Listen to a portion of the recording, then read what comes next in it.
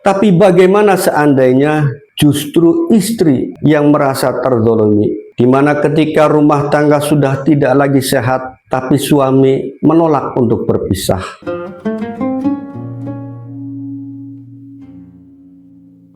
Assalamualaikum warahmatullahi wabarakatuh. Alhamdulillahirabbil alamin. Wassalatu wassalamu ala Rasulillah wa ala alihi wa ashabi wa man walah, amma ba'dah. Sahabat muslim yang dirahmati Allah Subhanahu wa taala, dalam kehidupan rumah tangga tidak pernah lepas dari apa yang namanya cobaan sebagai ujian. Mereka yang dulu saling mencintai, tapi sekarang kata manis yang dulu pernah terucap ini berubah menjadi laksana pedang tajam yang melukai hati. Di antara air mata dan doa yang terhenti, ada sebuah pertanyaan besar. Apakah perpisahan harus selalu berarti itu sebuah dosa? Dalam Islam, pernikahan adalah ibadah. Namun ketika ibadah berubah menjadi sebuah beban yang sangat berat, maka syariat datang dan hadir membuka jalan, memberi solusi, bukan untuk membenci, tapi untuk mengakhiri dengan etika dan adab yang baik. Hari ini kita akan membahas fikih Islam tentang talak, khulu, dan fasakh. Dalam hukum Islam, talak adalah hak suami untuk mengakhiri hubungan pernikahan. Ia ada bukan untuk disalahgunakan, tapi untuk dijaga kehormatannya. Allah Subhanahu wa taala berfirman dalam Al-Qur'an surat Al-Baqarah ayat 229. A'udzubillahi minasyaitonirrajim. Bismillahirrahmanirrahim. At-talaqu marratan fa imsakum bima'rufin aw tasrihum bi ihsan. Wallahu a'lam bimuradihi bidzalik, yang artinya talak itu 2 kali. Setelah itu boleh rujuk dengan cara yang baik atau melepaskan dengan cara yang baik pula. Jadi talak bukanlah amarah, bukan pula pembalasan, tapi sebuah keputusan besar yang lahir dari tanggung jawab yang besar.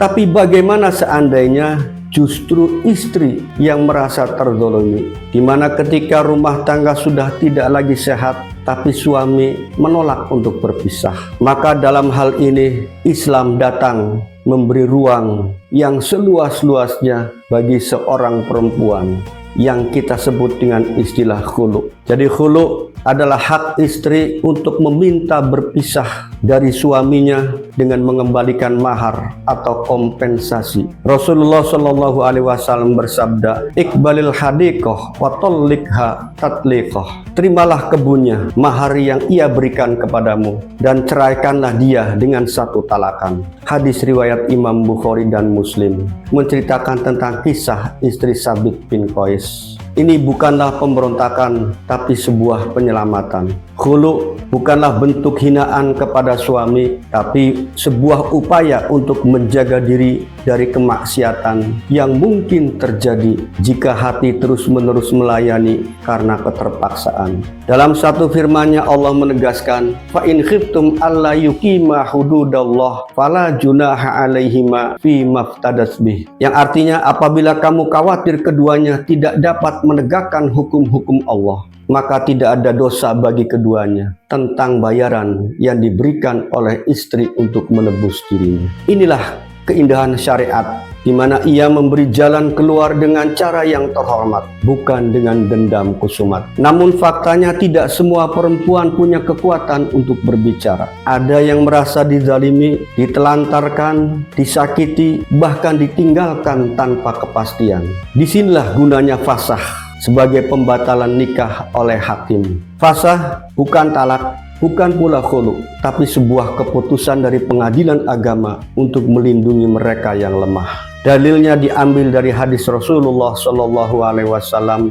menceritakan tentang istri Sabit bin Qais dan juga prinsip umum dalam syariat, yaitu la dororo wala diroro. Tidak boleh ada bahaya dan tidak boleh saling membahayakan. Hadis riwayat Imam Ibnu Majah dan Malik. Maka jika pernikahan menjadi sebuah sumber madorot, syariat memutuskan dengan keadilan, bukan dengan kebencian. Dalam Islam, pernikahan bukanlah sebuah penjara, tapi ia adalah perjanjian agung, misakon golizo. Tapi ketika keagungan itu hilang, maka syariat memberi jalan untuk berpisah dengan cara yang terhormat. Talak, khulu, dan fasah bukan tanda sebuah kegagalan, melainkan sebuah tanda bahwa Islam sangat memahami fitrah manusia. Karena terkadang berpisah bukan berarti harus berhenti mencintai, tapi belajar mencintai diri sendiri dengan cara yang diridhai Allah Subhanahu wa Ta'ala. Bukan pula sebuah akhir yang harus kita ratapi, tapi cara kita untuk mengakhiri dengan terhormat. Terima kasih. Demikianlah pembahasan tentang talak, khulu, dan fasah pada kesempatan hari ini. Mudah-mudahan ada manfaatnya dan kita dijadikan oleh Allah sebuah keluarga yang sakinah, mawadah, warahmah. Amin ya rabbal alamin. Wallahu muwaffiq ila aqwamit thoriq. Assalamualaikum warahmatullahi wabarakatuh.